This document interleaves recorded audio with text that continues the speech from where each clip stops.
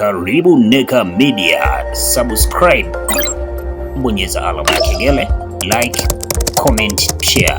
But the way people were talking about Diamond, I was like, okay. And then what did he do around the same time? I think I'll just use YouTube. Around 8 years ago, Ntarejea Kamwambie, oh bro, this nigga has bangers. Diamond has bangers. So Diamond dropped Mbagala, and then the song was big in Mombasa, Uswahilini yani. And then the next time I remember now, ile Diamond poof, was when he came to Kenya, was when he shot the video with Ogopa. Ogopa shot the video for #1. Bro, they had a PJ. They went to South Africa. The video was funded by Coke. Jesus Christ. Diamond had arrived, ladies and gentlemen. And from very early, you could tell that Diamond was in it to win it. He was not here to play. Ukienda uangalia interviews za Diamond za baadaye and listen to how determined he was in saving money, in being in the studio, in kujieka chini ya mtu. Na unajua labda hii kitu itakuwa ama haitakuwa. The level of determination is one of the reasons why Diamond is where he is today. Diamond came out in Bagala, went to #1, and then now he had this series of bangers. Hata sikumbuki hizo mangoma zilikuwa zinaitwaje, but all of them were fire. Yani Diamond alikuwa anatoa ngoma bro, mna panic.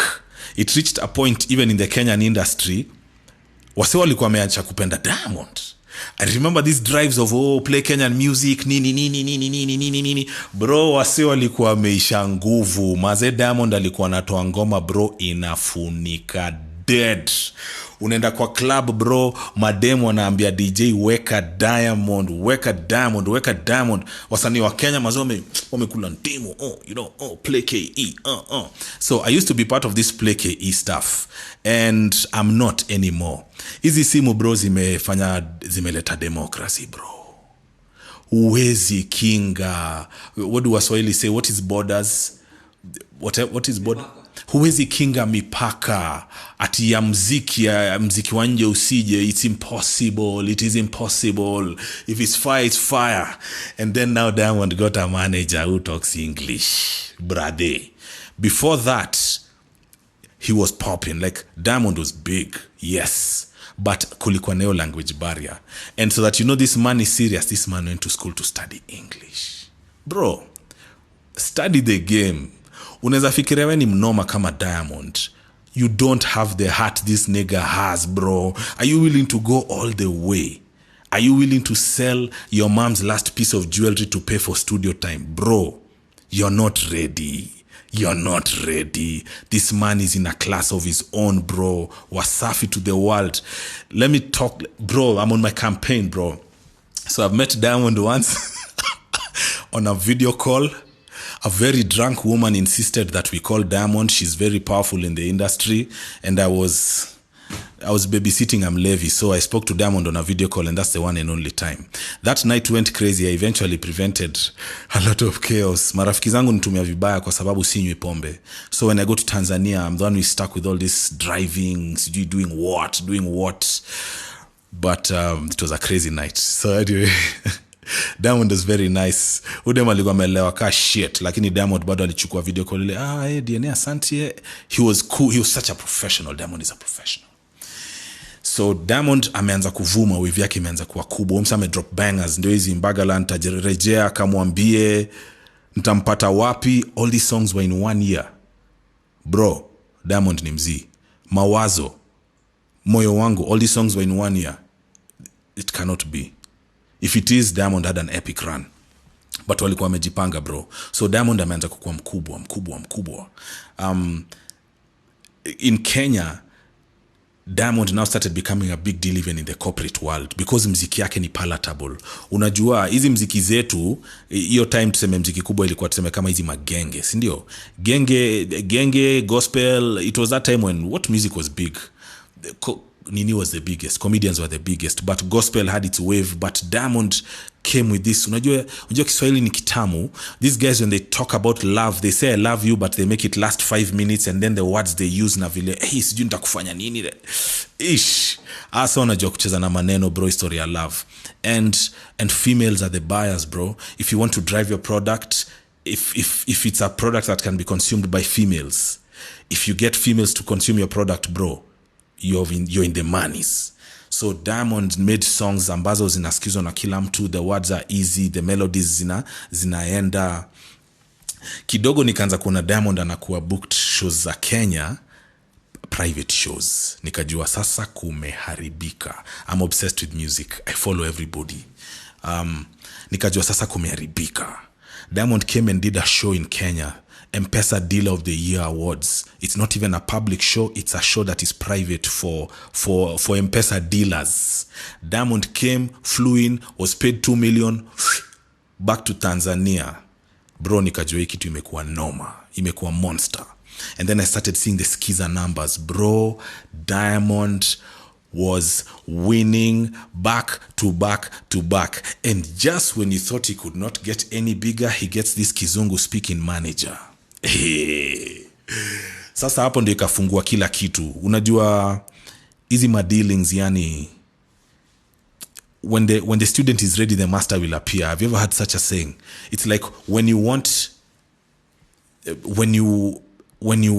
going after something, if you go after it na roho moja, whatever else you need comes to you.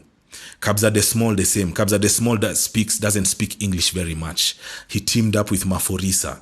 Now these guys are worldwide. So I think that Diamond teaming up with Salam SK was a stroke of genius. He had another manager also at the time, who also used to manage Mr. Nice. Sisi tuli manage Nice, but before Sisi, Babu Tale, also a legend in the game. Diamond teamed up with the English manager. Sasa ikakuwa wanakata madil moto. And Tanzanians have a culture, Tanzanians and Nigerians, they have a culture where the wealthy people put money into music. Kenya, we don't have that culture. Kenya culture yetu, the wealthy people put their money in broti and their apartments and all this shit. But in these other African countries where they are more cultured, the rich people put money into art.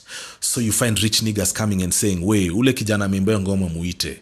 I want to cut for him a check." You know, the first time I went to do a show in Arusha, bro, I was on the stage, then wasa wanaanza kupanga line, wanakuja kwako na perform tu, nasikia mtu ameingia kwa mfuko yangu mazee, nimemshika mkono mazee, alafu ilikuwa dem fulani, so nashindwa hizi ni gani mazee. This chick was stuffing money in my pocket, bro. Tanzania, you see, these people have a culture that we have lost. So it's crazy maze. These people were putting money in my pocket na umelipwa do ya show maze. Mimi nilikuwa nafikira ni noma msana ni ibia do, kumbe na niekea do. When we went to the game for Yanga, yeah, when the girls came in yeah, to support the team, yeah, people are throwing money on the stadium. Wanakuja kiokota. So unacheki, the easy culture wako nazo, the appreciation of art, the appreciation of music. So in Tanzania, I don't remember the story, I don't know the exact story of how Diamond got funding to keep going, but kwa hiyo team too wali win. There are many versions of the stories about the truth behind behind Wasafi, who financed Wasafi, who owns Wasafi. For me, the important story is that Wasafi exists. East African music ilikuwa hapa. Diamond and his G's came wakaipeleka hapa. And then when he thought Diamond couldn't get any bigger, he started signing niggas. Halafu akasign wasanii wabaya back to back to back to back to fucking back. Rayvanny, Harmonize, Mbosso, who else? I'm a bit dusty, but bro, everything was fire. Everything was fire. Next, Wasafi Festival. Jesus Christ. Tuende sana. Before that, the largest festival in Tanzania was Clouds. No, Fiesta. It was called Fiesta. Georgie, please give me that Fiesta pass there. Fiesta. That's the biggest show in Tanzania. Has been the biggest show in Tanzania all through.